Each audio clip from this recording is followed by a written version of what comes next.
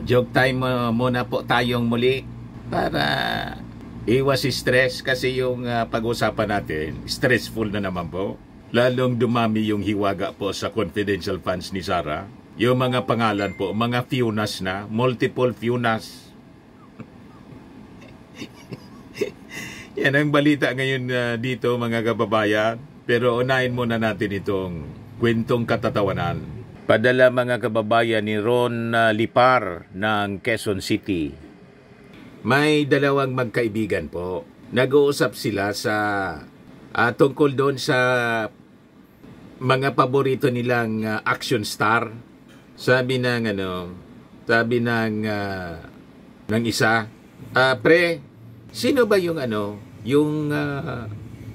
paborito mong action star? Sabi ng kaibigan niya, si Arnold Schwarzenegger. Ang galing kasi niya, pre. Lalo doon sa pelikulang Terminator. Saka ang laki ng kanyang katawan. Sabi ng kaibigan, ganon ba, pre? Kung ganon, spell Schwarzenegger. Pinapa-spell po yung Schwarzenegger. Sabi ng kumpare, pare, mali pala ako. Ang paborito kong action star pala si Jet Li.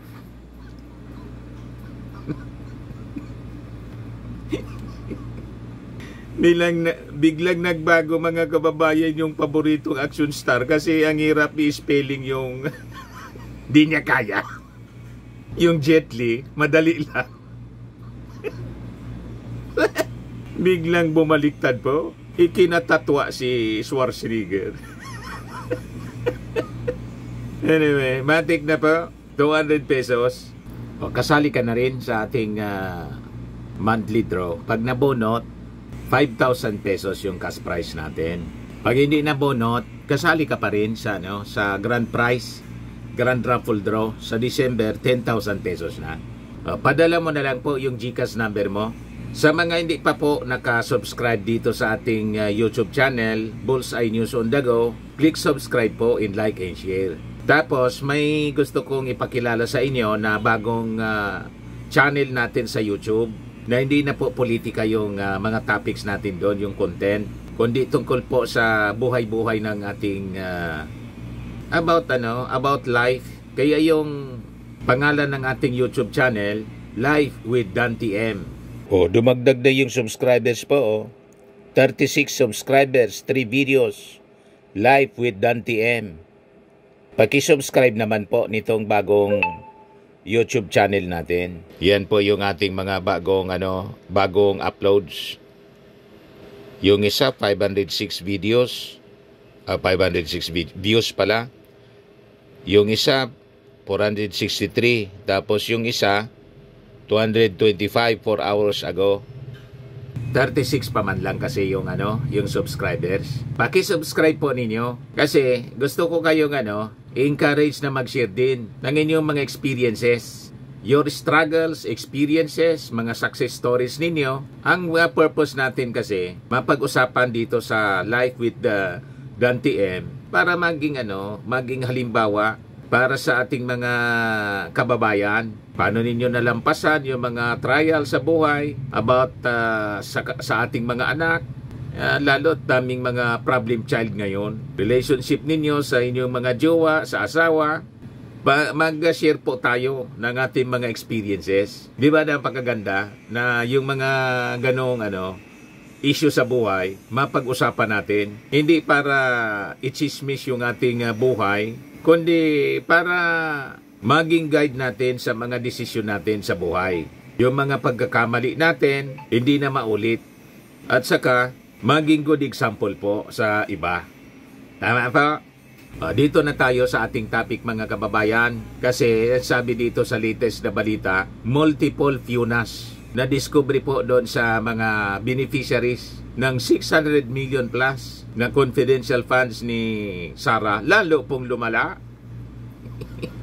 Pinanindigan na ni Sarah yung pagiging Fiona. Ayan ang balita ngayon. Multiple Funas join alleged budol gang in Sarah's combined 612.5 million confidential fund controversy. Yan ang nadiscovery mga kababayan ng Congress. Ayan sa report ng Impact Leadership. Ngayon pa lang 48 minutes ago, bagong-bago pa po. Para niya Mr. Maravillas, inuutay-utay ng Congress. Yung iba kasi po, tinicheck pa sa dami ng mga beneficiaries na sabi hindi man totoo kasi chinek sa Philippine Statistics Authority, lumalabas mga peke. Ayan a growing list of suspicious and potentially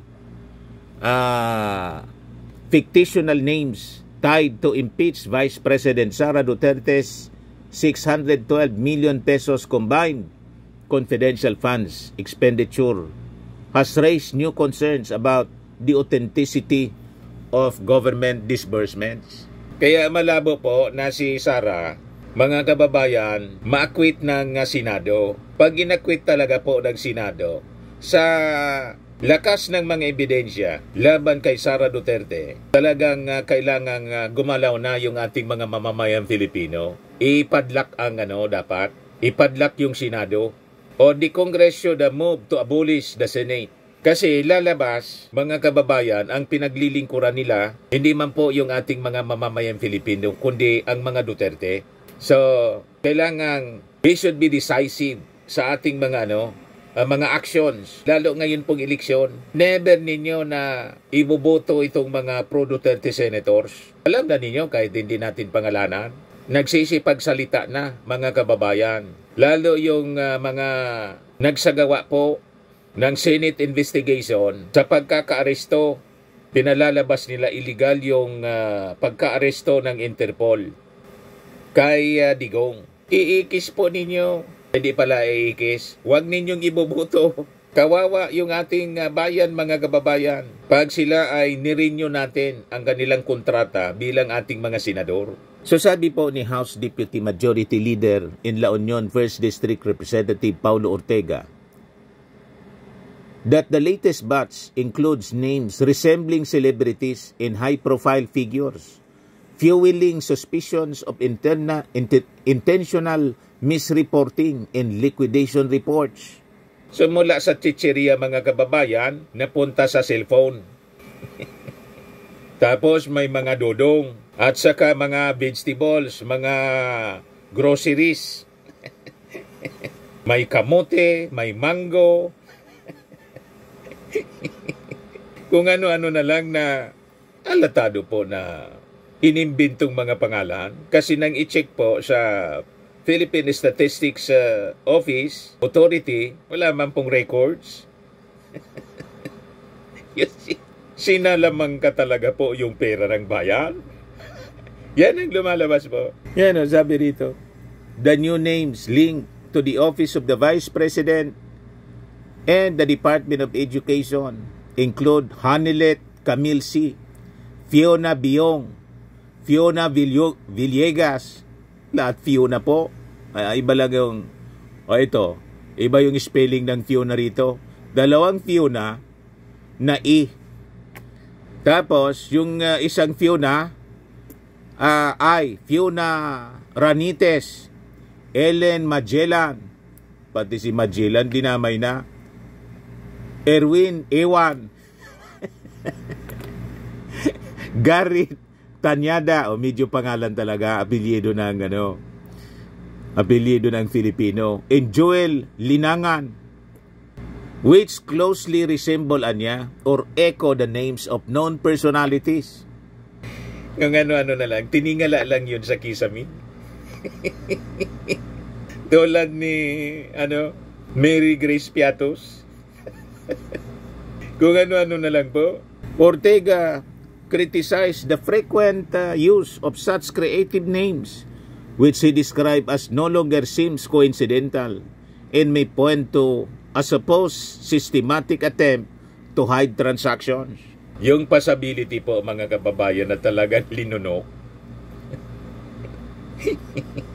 Yung milyon-milyong pera ng bayan po, napakalaki yung possibility. Kaya importante talaga may iharap sa trial. Yan ang susunod na po. Impeachment trial sa Senado, itong si Sara Duterte. At importante mga kababayan, mag-appear siya. I-cross-examine ng ating mga prosecutors. Tingnan natin kung hindi mamilipit dito si Sara Duterte.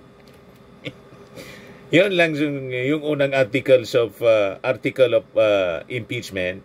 Yung pagbabanta. Pag krinos-examine po si Sara, guilty. Sigurado pong guilty. No joke, no joke. Yes, sabi ni Congressman Ortega, hindi nakakatawa ang paulit-ulit na paggamit ng mga peking pangalan na parang hinugot mula sa sine at showbiz. Pointing out the recurrence of such names suggests a systemic effort to cover up questionable fund allocations. Sabi po ng congressman, tulad niya ng mga naunang pangalan, these individuals do not appear in official birth, marriage, or death records mula sa Philippine Statistics Authority.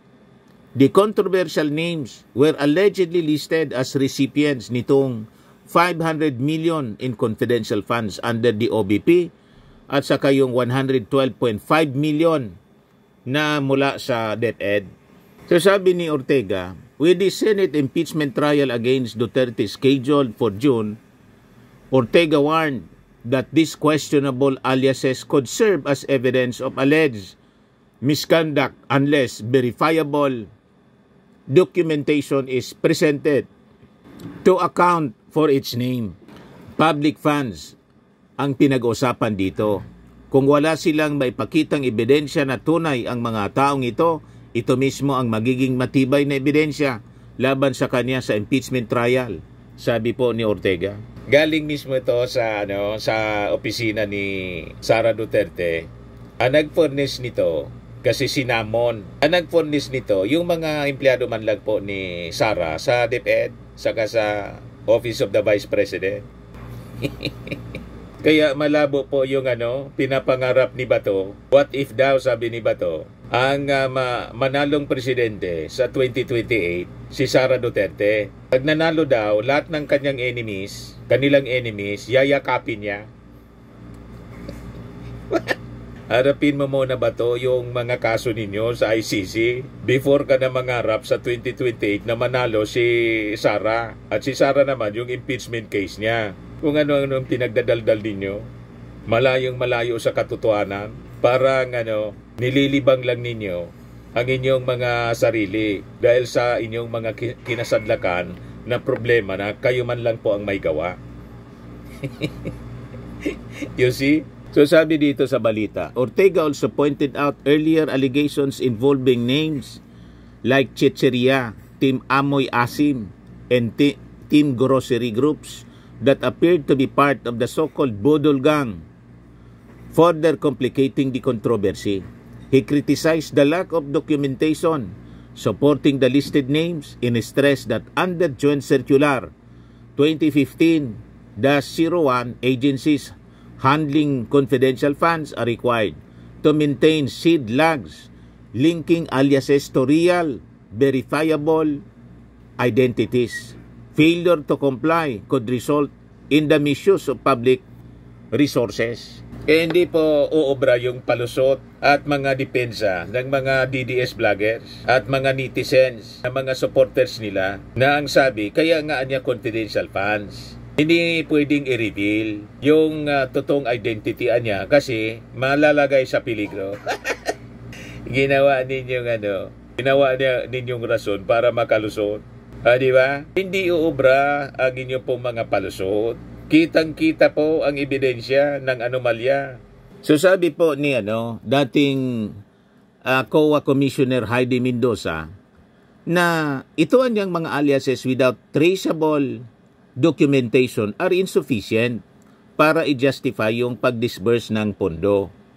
So sabi niya, sadly or disappointingly, ayaw naman magpaliwanag ni BP Sara. Sabi ni Ortega, with mounting suspicion around the authenticity of the individuals listed, Ortega asserted, kapag ganito karami ang kahinahinalang pangalan, hindi ito simpleng typo o administrative error lamang. Mukhang may deliberate attempt para itago ang tunay na destinasyon ng pondo ng taong bayan. Alam na kung saan napunta, mga kababayan, kaya hindi tayo nagtataka na tinanong si Sara doon sa dahig. Sabi ni Sara, kung may mga tumutulong sa kanya, hindi man niya kami tumanggap ng mga donations. Hindi man talaga kailangan. May panggastos.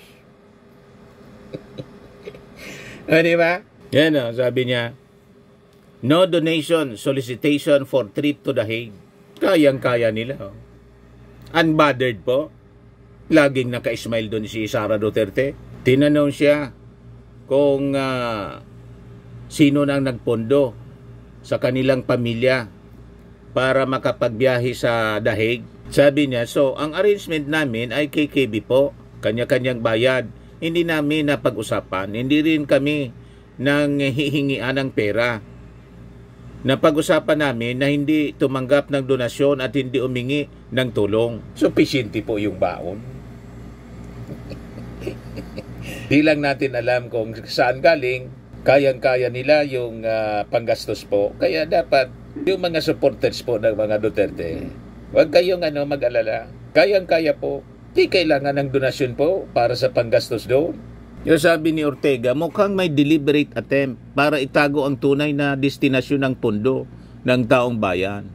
Earlier, Ortega revealed that a large number of the 1,992 supposed recipients of the OBP confidential funds had no birth records, marriage records, or death records. A similar trend was noted with 405 out of 677 names listed under DepEd confidential funds. The controversy surrounding these aliases continues to gain attention as authorities seek to clarify the legitimacy of the disbursement tied to Vice President Sara Duterte's office. Multiple funas na po ang sumama na sa alleged budol gang in Sara's combined 612.5 million confidential funds controversy. Matindi po. Talaga niya, Mr. Maravillas, matindi. At itong ating programa, mga kababayan, atid sa inyo nitong ating mga sponsors. Firmax Framing and Lifting Cream. Pinapay po sa mga pulses in affected area. Mainam po ito sa mga pains at paninigas ng mga kaso-kasuan.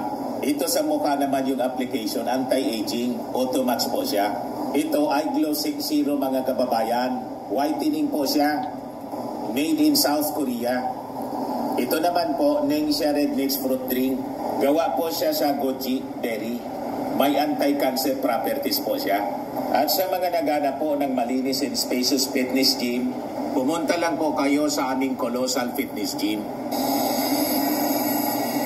May Grab Car Rental din po kami. At bills payment po sa aming office. At saka sa mga mahilig po sa mga imported bags, manood po kayo sa live selling ni Madam Aileen Rosales sa kanyang Aileen Closet po. Pati mga shoes, ito yung kanya po. Ito yung kanyang page. Kita ninyo, napakagandang mga online selling po siya. Si Madam Aileen Rosales. Cellphone number niya po, 773-798-7816.